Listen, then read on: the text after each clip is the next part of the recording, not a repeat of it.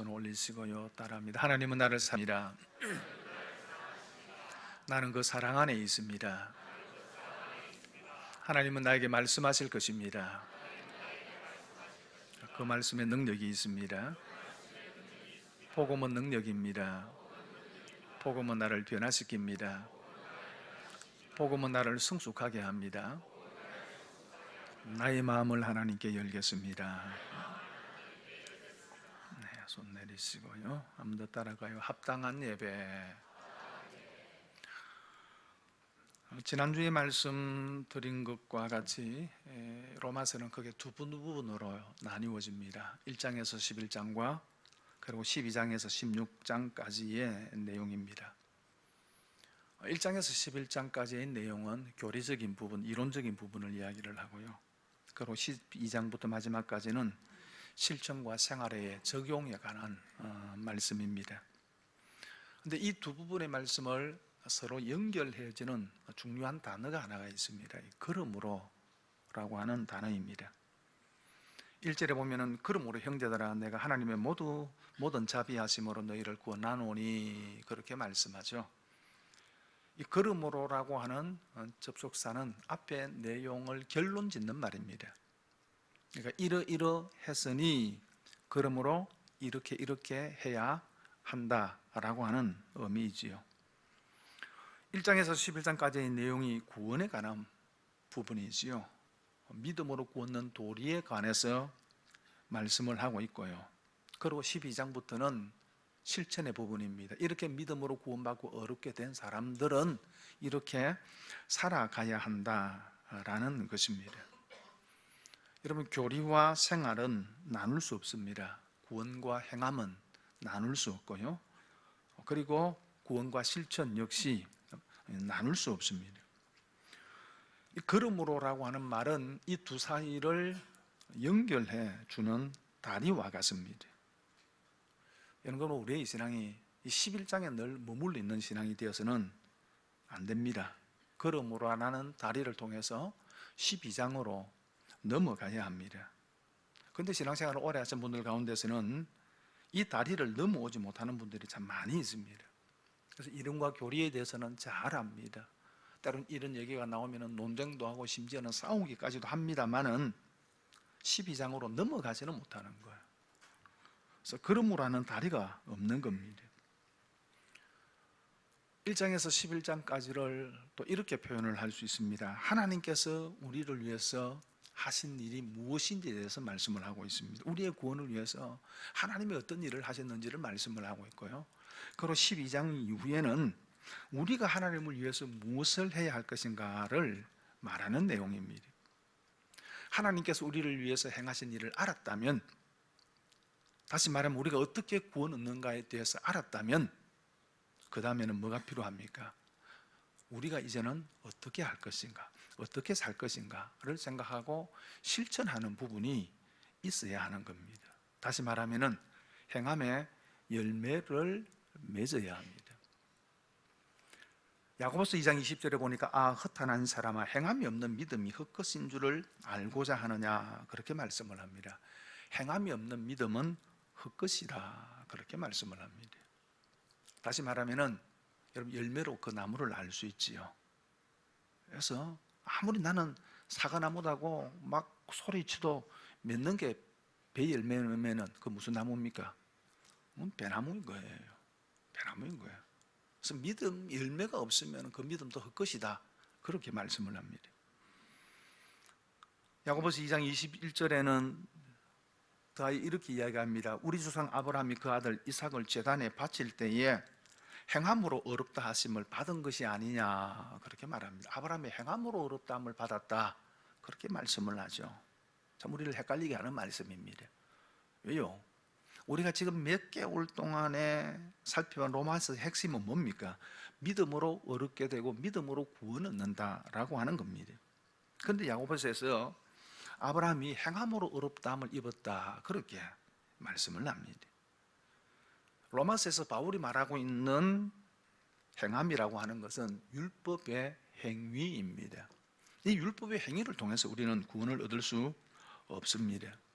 그런데 야고보서가 말씀을 하고 있는 이 행함이라고 하는 것은 율법의 행위를 이야기하는 것이 아니라 믿음의 외적 표현으로서의 행함을 이야기를 하는 겁니다. 그 안에 믿음이 있으면은 그 믿음이 밖으로 드러나는 행함이 있을 수밖에 없다는 겁니다. 로마서에서 믿음으로 어렵게 된다라고 하는 말은 칭이라고 부르죠. 하나님께서 우리를 어렵다고 칭해 주시는 거예요. 우리는 아직 어렵지 않습니다. 우리는 여전히 죄 가운데 있습니다. 그럼에도 불구하고 예수 그리스도를 믿는 믿음을 보시고 하나님께서 너는 어렵다 그렇게 법적으로 인정하시고 칭해 주신 거예요. 그런데 지금 야고보서가 말하고 있는 이 어려움은 어떤 의미가 있느냐 하면은 종말론적 선언적 측면이 있습니다. 이게 무슨 얘기냐 하면은 우리 모두가 마지막 날 하나님 앞에 서게 될 것인데 하나님께서 우리의 믿음을 확인하고 평가할 때에 무엇으로 우리의 믿음을 평가하느냐라는 겁니다. 말이 아니다 그 말입니다. 행함이라고 하는 열매라는 거죠. 우리가 어떤 열매가 있느냐를 보시고 그래 네가 그런 믿음을 가지고 있었구나라고 하는 것을 하나님이 인정하신다는 겁니다. 그 예를 하나 들고 있는데 아브라함입니다. 아브라함 창세기 15장에 하나님께서 하늘의 별들을 보여주시면서 네 후손이 이와 같으리라라고 말씀했을 때 아브라함이 이를 믿었다 그렇게 말씀합니다. 하나님을 믿었고 그 약속을 이루실 하나님 약속을 믿었습니다. 그 믿음을 보시고 성경이 뭐라고 이야기합니까? 아브라함이 믿으니 이를 의로 여기시고 하나님께서 그렇게 말씀합니다. 그리고 로마서 4장에서도 아브라함이 믿음으로 의롭게 되었다라고 말하고 있는 거예요. 자, 그런 일이 있고 나서 이 아브라함의 믿음을 확인할 수 있는 한 사건이 일어납니다. 하나님께서 아브라함에게 백세에 낳은 아들 이삭을 번제로 바치라 그렇게 말씀한 거예요. 여러분 백세에 낳은 아들입니다. 어떻게 사랑스럽지 않고 눈에 넣어도 아프지 않는 아들이지요. 근데 하나님께서 그 아들을 바치라고 이야기합니다. 이 하나님의 요구에 대해서 아브라함은 순종으로 반응하죠. 그래서 3일길을 걸어 모리아산에서 제단을 쌓고 이제 이삭을 번제로 바치기 위해서 칼로 내리치려는 그 순간에 하나님께서 아브라함아 아브라함하고 부르시죠. 그때 하나님께서 속으로 이렇게 생각하셨습니다. 야한테는 무슨 말을 못한다. 그죠? 바치라 하니까 막 바치는 거예요. 그죠? 그러면서 하나님께서 이렇게 이야기합니다. 내가 이제야 네가 하나님을 경외하는 줄 아노라.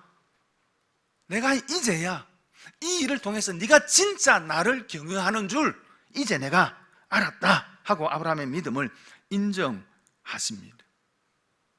여러분 아브라함은 자신의 후손이 하늘의 별과 같이 많게 될 것이라고 하는 이 하나님의 약속을 믿었습니다. 이 약속을 믿었기 때문에 독자 이삭을 바치려 한 거예요. 여러분 하나밖에 없는 아들입니다.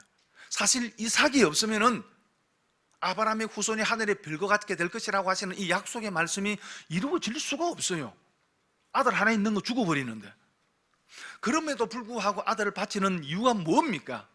하나님은 약속한 것을 이루신다는 것입니다. 비록 내가 이 이삭을 하나님 앞에 죽여 바친다 하더라도 물론 하나님께서 실제로 이삭을 그렇게 번제로 받으실 마음으로 한 게 아브라함을 시험하신 거죠.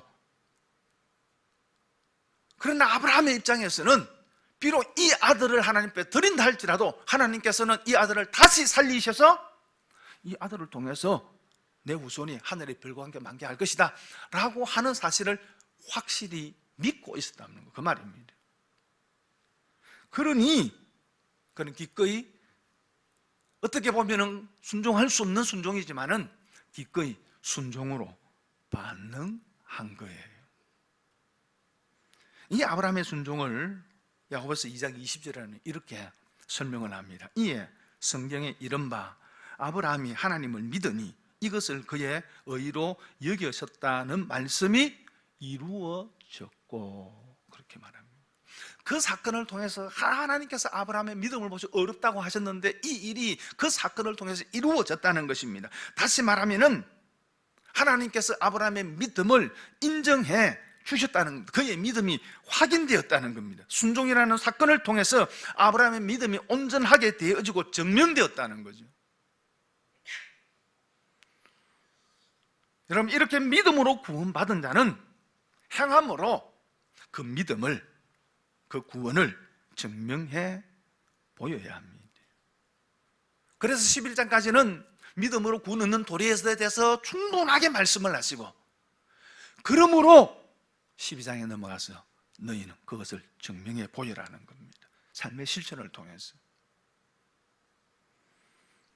그러면서 오늘 본문은 이런 믿음의 실천 가운데서 가장 중요하고 기본적인 것을 먼저 말씀을 합니다. 뭘 이야기합니까? 예배를 이야기합니다. 합당한 예배입니다. 여러분, 구원받은 자의 첫 번째 반응은 예배입니다. 하나님께서 우리를 부르시고 자녀 삼으신 이유, 목적도 우리를 예배자로 삼으시기 위해서입니다. 그래서 에베소서 1장 5절과 6절에 보면 그 기쁘신 뜻대로 우리를 예정하사 예수 그리스도로 말미암아 자기의 아들들이 되게 하셨으니 이는 그가 사랑하시는 자 안에서 우리에게 거저 주시는 바 그의 은혜와 영광을 찬송하게 하려는 것이라. 하나님께서 우리 예수 그리스도 안에서 우리를 구원하여 주신 이유가 하나님의 은혜의 영광을 찬송하기 위함이다. 그 하나님을 예배하기 위함이다. 그렇게 말씀을 합니다. 그러면 지난주에 말씀을 기억하십니까? 구원에 관한 도리를 모두 다 이야기하고 난 후 11장 36절 마지막에 뭘 이야기합니까? 세세의 영광이 영원토록 그에게 있을지어다. 하나님을 찬송하는 것으로 마치고 있습니다. 그럼 하나님께서 이루어 놓으신 이 놀라우신 구원의 역사를 깨달은 인간이 나타내는 당연한 반응은 예배라는 겁니다. 교리의 결론은 예배입니다. 그런데 인류의 비극은 이 예배의 실패에서 시작됩니다. 아담과 하와가 선악과를 따먹으로 인류는 범죄하고 타락하게 되어지지요. 왜 선악과를 따먹습니까? 하나님과 같이 될 수 있다라고 하는 사단의 유혹 때문입니다. 이것은 인간의 위치를 벗어나 하나님처럼 되려하랬던 교만 때문입니다. 여러분, 선악과는 하나님을 경외하고 예배하는 방법이에요. 에덴에서 하나님을 예배하는 방법이 뭡니까? 먹지 말라고 하신 그 하나님의 말씀을 순종하는 것을 통해서 아담과 하와는 하나님을 경외하고 하나님을 예배해야 했습니다. 그런데 하나님처럼 되려는 교만, 하나님의 말씀에 순종함으로 예배하는 자리에서 이탈내 버림으로 결국 범죄하고 타락하고 하나님과의 관계가 깨어지고 인류 안에는 엄청난 하나님의 저주가 부어지게 되는 겁니다. 그렇다면 구원은 이것을 되돌려놓는 겁니다. 구원이라고 하는 것은 에덴을 회복하는 것입니다. 하나님을 하나님의 위치에 올려놓는 것이 에덴의 회복이고 예배입니다. 하나님을 하나님 되게 하는 것이 예배입니다. 그래서 믿음으로 어렵다함을 받은 하나님의 백성들이 하나님을 온전히 예배하는 것, 그게 에덴의 회복입니다. 여러분, 성경 전체는 예배로 가득 차 있지요. 아벨의 예배, 노아의 예배, 믿음의 조상들의 예배. 출애굽 이후에는 광야 성막을 통해서 하나님을 예배했고, 가나안 땅에 들어가서는 성전을 통해서 하나님을 예배합니다. 이스라엘의 중심에는 항상 예배가 있었습니다. 그리고 이 예배를 어떻게 드리느냐에 따라서 이스라엘의 흥망성쇠가 결정됩니다. 그 중심에 예배가 있습니다. 예배에 의해서 모든 것이 결정되었습니다. 여러분, 하나님은 우리가 올려드리는 예배와 상관없이 영광스러운 분이십니다. 우리가 오해하면 안 됩니다. 우리가 하나님을 예배하고 우리가 하나님을 찬송하고 영광을 돌릴 때 비로소 하나님이 영광 가운데 거하시는 것이 아닙니다. 하나님은 우리의 예배와 상관없이 영광 가운데 거하시는 분이십니다. 그렇다면 궁극적으로 이 예배는 누구를 위한 겁니까? 우리를 위한 겁니다. 그 예배가 우리에게 영향을 미치는 것입니다. 우리가 온전히 하나님을 예배할 때에 그 하나님의 영광이 우리 가운데 거하시고 그 하나님 앞에서 우리가 누군지를 깨닫게 되고 인간이 무엇인지를 깨닫고 바른 삶을 살아가게 되는 거예요. 그러므로 하나님 기뻐하시는 예배를 드려야 됩니다. 그럼 어떻게 예배를 드려야 합니까? 오늘 1절에 이렇게 이야기하죠. 1절 다시 한번 같이 한번 읽어보겠습니다. 시작. 그러므로 형제들아, 내가 하나님의 모든 자비하심으로 너희를 구하노니 너희 몸을 하나님이 기뻐하시는 거룩한 산제물로 드리라. 이는 너희가 드릴 영적 예배니라. 너희 몸을 거룩한 산제물로 드리라. 이는 너희가 드릴 영적 예배다.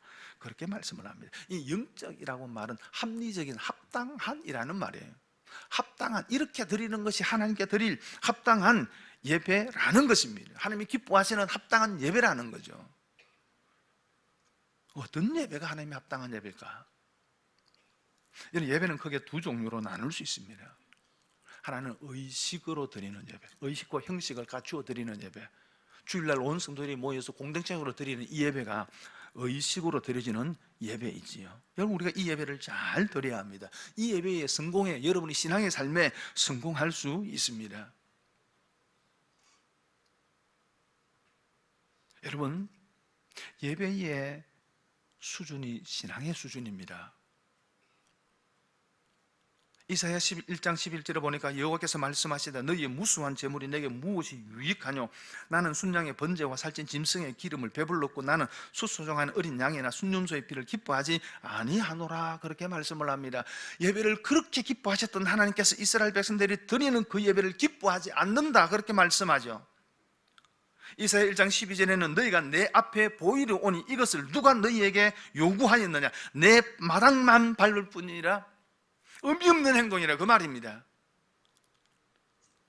이사야 1장 14절에는 내 마음이 너희의 월삭과 정한 절기를 싫어하나니 그것이 내게 무서운 짐이라 내가 주기에 곤비하였느니라. 하나님께서 말씀합니다. 너희들이 절기마다 나에게 나와서 예배를 드리는데 내가 짐이다. 짐, 그거 짐이다. 왜 이렇게 말씀하는 겁니까? 그 예배가 그들의 신앙의 수준이었기 때문입니다. 여러분, 예배의 수준은 신앙의 수준이고요, 신앙의 수준이 예배의 수준입니다.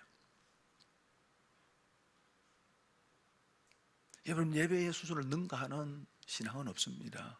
수준은 없습니다. 신앙의 수준을 능가하는 예배의 수준도 없습니다.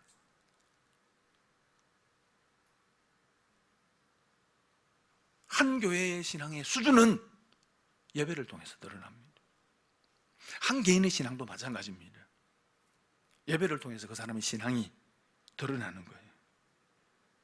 여러분의 신앙을 알고 싶습니까? 내 신앙의 수준이 어느 쯤 되는지 알고 싶습니까?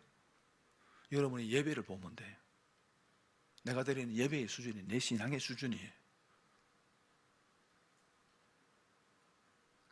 예배 드리는 태도에서 신앙의 수준이 묻어나는 거예요. 아무리 말을 잘하고 아무리 많은 성경적 지식을 가지고 있다 하더라도 예배의 태도가 바르지 못하면 그 사람은 성숙한 신앙의 사람이 아닙니다. 그러므로 예배에 성공해야 됩니다. 예배의 생명 거셔야 됩니다. 그냥 왔다 가는 거로 만족하면 안 됩니다. 내 마당만 밟을 뿐이니라. 그렇게 말씀하고 있는 거예요. 그럼 우리가 어떻게 예배를 잘 드릴 수 있을까요? 준비하셔야 됩니다. 마음을 준비하시고요. 여러분, 하나님을 만나고 하나님의 말씀 듣는 시간입니다. 하나님께 내 자신을 드리는 시간입니다. 준비하는 사람만큼, 준비하는 것만큼 하나님 앞에 올려드리게 됩니다. 몸도 마음도 준비하십시오. 기도로 준비하십시오. 그리고 두 번째로는 여러분, 시간에 늦지 않아야 됩니다. 제가 오늘 이 얘기 하려고 예배 시작하면서부터 누가 늦게 오는지 보지를 않았습니다. 또 보고 이야기하면 또 내 늦게 오는 거 보고 또 오늘 막 잘한다 할까 싶어가지고 제가 일부러 눈 감고 누가 늦게 오는지 보지를 않았습니다. 오늘은 오해하지 마시기를 바랍니다. 여러분, 바쁘게 오면은, 조급해지면은요 예배에 집중이 안 됩니다. 집중이 안 돼요.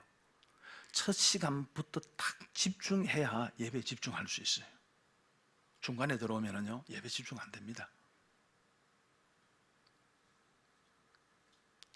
그럼 저희 교회가 9시 10분 11시 그렇게 예배를 드리다가 30분 늦추었잖아요. 저는 그래서 30분 늦추면은 지각한 사람 없겠지 생각했는데요, 신기한 게요, 이해할 수 없는 게 똑같이 지어같이가 하더라고요. 왜 그런지 모르겠어요. 조금만 일찍 서두르세요. 조금만. 그죠? 조금만 일찍 서두르시고 오셔서 준비 찬송하시고 예배 집중하십시오. 그리고 예배 시간에 여러분 집중하십시오. 일주일에 168시간 가운데 가장 중요한 한 시간입니다. 그래서 사단은 끊임없이 이 예배를 흔들려 그러는 거예요. 방해하는 거예요. 그래서 몸은 여기 와 있는데 마음은 저기 가 있는 겁니다. 다른 데 막 가 있는 거예요. 그러면 안 됩니다. 우리가 예배를 드리는 것은 우리의 몸과 마음을 온전히 다 드리는 거예요. 내가도 말씀을 드렸지만 김남주 목사님 책에 보니까 예배드리는 성도들의 태도에 대해서 이렇게 분류를 해놓았습니다. 멀거니 강단을 쳐다보는 딴 생각파, 주보의 밑줄을 긁고 교정까지 보는 읽기파, 졸면서 예배드리는 수면파, 수시로 시계를 들여다보는 시간 전략파, 옆 사람과 글로 대하는 쪽지파, 예배에 있을 회의를 준비하는 회의파, 성경 읽기로 시간을 때우는 실속파. 최근에 생겨나서 무섭도록 성장하고 있는 파가 하나 있습니다. 늘 핸드폰을 만드작거리는 핸드폰파. 여러분 어떤 파입니까? 제가 여러분의 한 가지 파를 더 소개하겠습니다. 사모파. 하나님을 사모하고 말씀을 사모하는 사람 되기를 바랍니다. 시편 122편 1절에 보니까 사람이 내게 말하기를 여호와의 집에 올라가자 했을 때 내 마음이 기쁘도다, 그렇게 말씀을 합니다. 시편 기자는 누가 자기 보고 여호와의 집에 올라가자, 그 얘기만 들어도 막 기쁘대요. 기대가 되고. 여러분 토요일 저녁이 기대가 될 수 있기를 바랍니다. 저녁에 주일을 기대하고요, 2시 3시까지 TV 보고 잠 오는 눈으로 깨우지 마시고요, 사모하고 기다리시고. 그래서 여러분 이 예배, 주일날 성도들이 함께 드리는 이 공동체로 드리는 이 예배를 잘 드려야 됩니다. 여기서 여러분 하나님을 만나셔야 하고 여기에서 하나님을 경험하셔야 됩니다. 그래야 신앙에 성공할 수 있어요. 그리고 또 한 가지 예배는 삶의 예배입니다. 삶으로 예배입니다. 1절에 보면 너희 몸이 하나님이 기뻐하시는 거룩한 산 제물로 드리라, 그렇게 말씀하죠. 산 제물이 뭡니까? 살아있는. 언젠가도 이런 얘기 한번 드린 것 같던데, 제가 이전에는요 횟집이나 식당 간판에 산 오징어 이렇게 보고 늘 헷갈렸습니다. 산 오징어 뭐고, 산에 오징어가 있나, 무슨 뭐 오징어가 산에 가가지고 잡혔나. 나중에 알고 보니까요 살아있는 오징어 그 말이더라고요. 여러분 우리의 몸을 살아있는 제물로 하나님 앞에 드려라, 그렇게 말씀을 합니다. 구약의 제사는 짐승의 제사입니다. 짐승을 잡아서 그 피는 뿌리고 태워서 하나님 앞에 올려드리는 제사였죠. 다시 말해서 죽여드리는 제사입니다. 그런데 신약에서는 산 제물로 살아있는 것으로 드려라, 그렇게 말씀을 합니다. 초대교회 이단 가운데서 영지주의자들이 있었습니다. 이 사람들은 영은 귀하고 육체는 악하다고 생각한 사람입니다. 육은 악하고 부패했기 때문에 고기 덩어리에 불과하다는 겁니다. 그래서 육체가 원하는 대로 내버려 두라는 겁니다. 그래서 타락하고 오고 타락한 생활을 살아가면서도 그 타락한 삶을 사는 게 누구예요? 내 육체다라는 겁니다. 육체. 그래서 하나님의 아들이 육체로 어떻게 이 땅에 오실 수 있느냐라고 해서 예수님의 성육신을 거부한 사람들이었습니다. 여러분 그런데 하나님께서 우리를 구원하실 때 우리의 몸도 구원하십니다. 사도행전 마지막을 기억하십니까? 몸의 부활과 영생을 믿습니다. 주님 다시 오실 때에 우리의 육체도 부활해서 다시 오실 예수 그리스도를 맞이하게 될 겁니다. 몸도 귀합니다.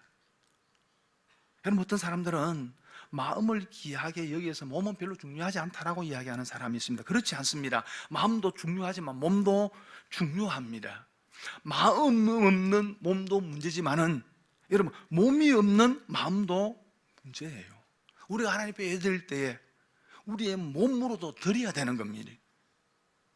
그래서 주일 오전 예배 시간에 등산을 가면서 나는 등산을 가지만은 내 마음은 교회에 있어. 이거 안 맞는 얘기예요. 몸도 여기 와야 돼요. 몸도. 우리가 몸으로 하나님 앞에 예배 드려야 합니다. 함께 있어야 되는 겁니다. 우리의 헌신과 충성과 봉사도 마찬가지예요. 몸으로 해야 되는 거예요. 간혹 이렇게 이야기하잖아요. 저는 마음으로만 하겠습니다. 글쎄, 그죠? 핑계하지 않아야 됩니다. 이 핑계가 되면 안 돼요. 물론 어쩔 수 없는 환경 속에 있어서 정말 마음만 해야 될 때는 있습니다. 여러분, 그러나 그것이 여러분의 핑계가 되지 않기를 바랍니다. 몸으로 해야 되는 거예요. 몸으로 하나님 앞에 예배를 드려야 되는 거예요. 여러분, 그리고 몸은 전인격을 의미합니다. 이 몸이라고 하는 말은 육체라고 하는 뜻도 있지만은 그 사람의 전인격을 나타내는 말이에요. 여러분, 그러므로 삶의 예배를 이야기를 합니다. 모여서 함께 드리는 공동체 예배가 중요합니다. 의식으로서 예배가 중요합니다. 그러나 더 나아가서 삶의 예배가 되어져야 합니다. 여러분, 이 삶의 예배는 교회당 밖에서 이루어지는 것입니다. 그래서 예배가 삶이 되고 삶이 예배가 되어져야 하는 거예요. 근데 한국교회 성도들이 실패하는 부분이 이 부분입니다. 교회에서 드리는 예배는 잘 드립니다. 그래서 교회에서는 정말 좋은 성도예요. 그러나 교회당 밖을 나가면은 그렇지 않는 경우들이 너무 많이 있는 거예요. 그래서 교회 안에서는 참 좋은 성도로 인정을 받는데 교회당 밖을 나가면은 사람들이 고개를 절레절레 흔들면 아이고 저 인간. 목사님들이 설교를 하면은 사모들 가운데서 이런 사모님들이 많대요. 지는 목사님 한마디 하면은 속으로 지는. 그래서 어떤 사모님은 이불을 싸들고 교회당에 와가지고 나 교회당에서 살겠다 그래서 이야기한답니다. 목사님이 집에서는 폭군인데 교회 오니까 천사 같거든요. 그래서 천사 같다 목사님하고 살아야 되겠다고 해서 이불 싸들고 교회당에 온다는 만든 얘기지만 그러면 안 되잖아요. 오해하지 마세요. 제 얘기는 아닙니다. 또 여러분, 주일 예배가 축도로 마쳐지죠. 그래서 어떤 목사님은 마지막에 이런 멘트를 하잖아요. 축도로 예배를 마치겠습니다. 그렇게 이야기를 합니다. 하지만 어떤 면에서 축도는 예배의 시작을 알리는 겁니다. 이 예배가 축도로 마쳐지고 교회당 문을 나서는 순간 여러분의 삶의 예배가 시작되는 겁니다. 저도 그래서 앞으로 이렇게 했으면 생각을 합니다. 축도로 예배를 시작하겠습니다. 여러분, 예배는 의식으로 드리는 예배와 삶의 예배 두 가지가 있습니다. 그런데 이 두 가지는 균형을 이루어야 됩니다. 여러분이 여기에서 예배를 성공하시고 밖에 나가서도 예배에 성공할 수 있기를 바랍니다. 그래서 정말로 하나님이 기뻐하시는 합당한 예배를 올려드리는 저와 여러분 되기를 바랍니다. 말씀을 정리합니다. 여러분, 그러므로라고 하는 다리가 있어야 됩니다. 하나님께서 나를 어떻게 구원하셨는지 그 구원의 영광과 은혜를 아는 사람은 그곳에만 머물러 있어서는 안 됩니다. 그러므로의 다리를 건너가야 합니다. 그래서 하나님께서 원하시는 삶을 살아야 됩니다. 신앙은 생활입니다. 여러분, 그 생활은 교회 밖에서 이루어집니다. 여러분이 신앙생활을 해야 될 곳은 교회 밖입니다. 여러분이 여러분의 믿음을 증명해야 될 곳 역시 교회 밖입니다. 그리고 그 시작은 예배입니다. 함께 드리는, 의식으로 드리는, 공동체가 드리는 이 예배가 중요하죠. 이 예배에서 여러분 성공할 수 있기를 바랍니다. 여러분이 여기에서 성공하지 못하면 밖에 나가서도 성공하기 어렵습니다. 그래서 이 예배에 성공하시고 그리고 삶의 예배도 성공할 수 있기를 바랍니다. 그래서 다음 주일날 여러분이 이곳에 다시 모여 우리가 하나님 앞에 예배 드릴 때 한 주간의 삶의 열매를 가지고 하나님 앞에 올려드리는 그런 예배 될 수 있기를 바랍니다.